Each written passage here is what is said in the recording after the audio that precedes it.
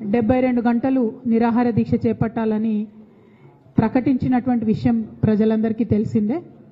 ప్రభుత్వానికి పోలీస్ డిపార్ట్మెంట్కి కూడా మేము అపీల్ చేసి ఉన్నాము. తెలంగాణ జాగృతి చేపట్టినటువంటి అంశం ఇది తెలంగాణ జనాభాలో సగం జనాభాకు సంబంధించినటువంటి అంశం. దాదాపు 2 కోట్ల మందికి ప్రయోజనం కలిగేటటువంటి అంశం. పైగా బీసీ అంటే ఒకటే కులం కాదు, అందులో 112 పైచిలకు నోటిఫైడ్ కులాలు మన తెలంగాణ సమాజంలోనే ఉన్నాయి. మరి ప్రతిరోజు 40 మందికి మాట్లాడే అవకాశం ఇచ్చినా కూడా 3 రోజులు కనీసంగా అన్ని కమ్యూనిటీసు తమ తమ బాధలను, తమకున్నటువంటి సమస్యలను, రిజర్వేషన్ రావడం వల్ల మాకేం లాభం జరుగుతుంది అనేటటువంటి అంశాలను కూడా చెప్పేటటువంటి ఆస్కారం ఉంటుంది. కాబట్టి 72 గంటల పాటు నిరంతరాయంగా ఈ కార్యక్రమాన్ని కొనసాగించాలనేటటువంటి ఒక మహత్తరమైన సంకల్పంతో ప్రభుత్వాన్ని మేము పర్మిషన్ అడగడం జరిగింది. తెలంగాణ యునైటెడ్ పూలే ఫ్రంట్ అట్లానే తెలంగాణ జాగృతి ఇద్దరం కలిసి కూడా ఈ ప్రకటన చేసి ఉన్నాము. మరి అన్ని కుల సంఘాల మద్దతుతో చేస్తున్నటువంటి ఈ కార్యక్రమానికి ప్రభుత్వం ఇప్పటి వరకు కూడా పర్మిషన్ విషయంలో స్పష్టత ఇవ్వలేదు. పర్మిషన్ ఇవ్వకపోగా మేము కోర్టుకు వెళ్ళినాం. మరి కోర్టులో రేపు లంచ్ మోషన్లో కోర్టు అవకాశం ఇచ్చింది కాబట్టి మరి కోర్టు అన్నా కనీసం మా పక్షాన నిలబడుతుందని మేము భావిస్తూ ఉన్నాం. ఎందుకంటే తెలంగాణ జాగృతి బ్యాక్గ్రౌండ్ మీరు చెక్ చేస్తే 13 సంవత్సరాల క్రితం అంబేద్కర్ గారి విగ్రహం అసెంబ్లీలో పెట్టాలని 48 గంటలు దీక్ష చేసినటువంటి సందర్భాన్ని కూడా మీరు గమనించాలి.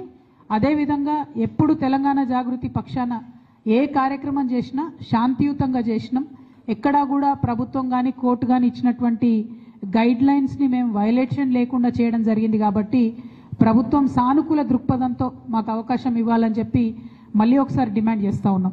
ఎందుకంటే మీరు చివరి మినిట్లో పర్మిషన్ ఇచ్చి కన్ఫ్యూజన్ చేస్తే రాష్ట్ర వ్యాప్తంగా అన్ని జిల్లాల నుంచి కూడా ప్రతి కుల సంఘం వాళ్ళు తరలి వస్తామని మెసేజ్లు పంపుతూ ఉన్నారు. కాబట్టి వారికి ఇబ్బంది అవుతుంది, ఆర్గనైజ్ చేస్తున్న మాకు ఇబ్బంది అవుతుంది, మేనేజ్ చేసేటటువంటి పోలీస్ వాళ్ళకు కూడా ఇబ్బంది అవుతుంది. కాబట్టి ఒక స్పష్టమైన ప్రకటన ఇచ్చి మాకు తక్షణమే పర్మిషన్ ఇవ్వాలని చెప్పి మేము మళ్ళీ ఒకసారి ప్రభుత్వాన్ని డిమాండ్ చేస్తూ ఉన్నాం.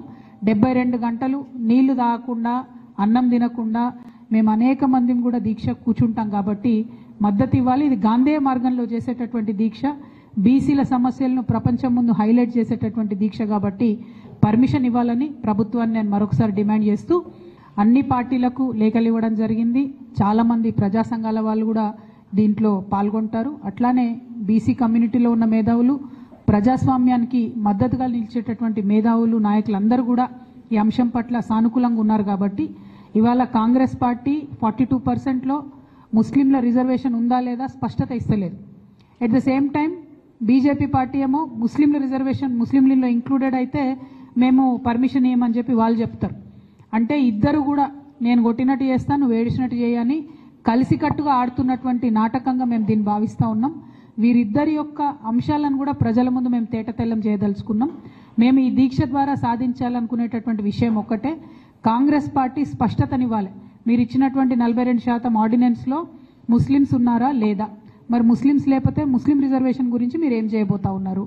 2, భారతీయ జనతా పార్టీ ఆర్డినెన్స్ అనేటటువంటిది ఒక కాన్స్టిట్యూషనల్ రైట్, ఆ రైట్ని మీరు ఎట్లా వయలేట్ చేస్తారు, ఎందుకు గవర్నర్ గారు ఇంకా సంతకం పెడతలేరు, రాష్ట్రపతి గారి దగ్గర బిల్లు పెండింగ్ ఉన్నది, ఆ బిల్లు విషయంలో ఎందుకు రేవంత్ రెడ్డి గారు సుప్రీంకోర్టుకు పోవడం లేదు, మరి రాహుల్ గాంధీ గారు చెప్పిండ్రు మేము బీసీలకు హక్కులు ఇస్తామని చెప్పే మీరు ఎందుకు ముందడుగు వేస్తలేరు అనేటటువంటి ప్రశ్నలకు సమాధానం రావడం కోసమే ఈ దీక్షను చేపట్టడం జరిగిందని కూడా ఈ సందర్భంగా మేము తెలియజేస్తా ఉన్నాము.